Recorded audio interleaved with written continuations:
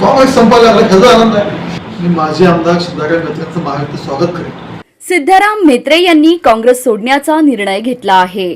त्यांनी 31 मे रोजी उपमुख्यमंत्री एकनाथ शिंदे यांच्या उपस्थितीत शिवसेना शिंदे गटामध्ये प्रवेश करणार असल्याचं जाहीर केलं आहे. त्या घडामोडी दरम्यान अक्कलकोट भाजपचे आमदार सचिन कल्याण शेट्टी यांनी आपली प्रतिक्रिया दिली आहे.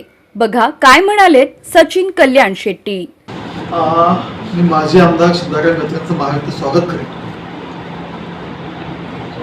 माननीय म्हेत्रे साहेब जे आता महायुतीत आले, शिवसेनेत आले, त्यामुळे कुठलाही हुशार धूर्त राजकारण राजकीय अस्तित्व 2 निवडणुका लढवले ते माझ्या विरोधात. एकदा 40,000 पराभव पत्करले, नंतर 50,000 पराभव.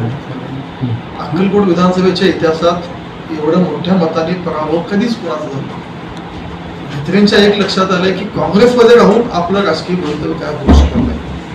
काँग्रेस जनतेपासून खूप लांब गेले, परत कधी सत्तेत येऊ शकत नाही.